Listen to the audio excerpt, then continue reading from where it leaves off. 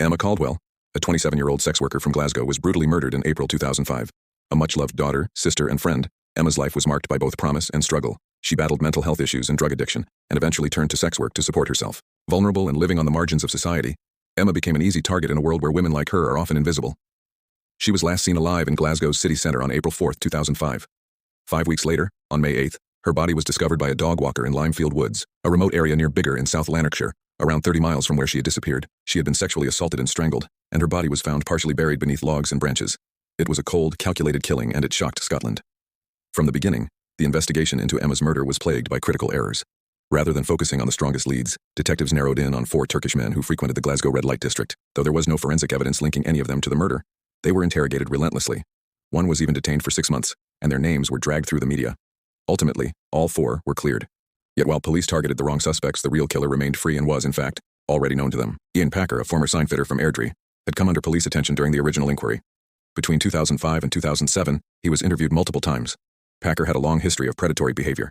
He routinely picked up sex workers, drove them to remote wooded areas, and subjected them to sexual violence. Many women in the community knew him by name, and some referred to certain forests ominously as Packer's Woods. Yet senior officers inexplicably decided not to pursue him as a serious suspect. Despite evidence, including statements from sex workers and connections to the area where Emma's body was found, Packer was left alone. The decision would allow him to continue a decades-long campaign of rape, abuse, and coercion against dozens of women. In 2015, a full decade after Emma's murder, BBC Scotland aired a documentary on the case. The coverage reignited public interest and exposed serious flaws in the original investigation. In response to mounting pressure and the involvement of the Lord Advocate, Scotland's chief legal officer, Police Scotland formally reopened the case. Forensic evidence, fresh witness testimony, and a re-examination of old leads finally brought Ian Packer back under the spotlight. In 2021, he was arrested and charged with Emma Caldwell's murder, along with dozens of other offenses spanning 20 years. The trial, which took place in early 2024, laid bare the true extent of Packer's crimes. During the trial at the High Court in Glasgow, jurors heard harrowing evidence of Packer's abuse. Over the years, he had committed 11 rapes, 21 sexual offenses, and countless acts of violence and psychological control against at least 22 women, many of them vulnerable, poor, and involved in sex work. His pattern was consistent. He would lure women into his car, drive them into isolated woods, and subject them to brutal assaults. The evidence linking him to Emma's murder was overwhelming. Cell phone data placed him in Limefield Woods at the time of her death. Multiple victims testified to near-identical experiences of being assaulted in that same area. One woman described a chilling encounter where Packer told her he knew how to get rid of a body in the woods.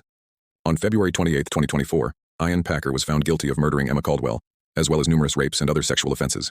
The judge sentenced him to life in prison with a minimum term of 36 years, the second longest sentence ever imposed in Scottish legal history. The court described his actions as a campaign of extreme sexual violence and the calculated hunting of vulnerable women. As of 2025, Ian Packer remains incarcerated at a high-security Scottish prison, serving a life sentence with no chance of parole for at least 36 years. He is now 51 years old and will be in his late 80s before he is eligible for release.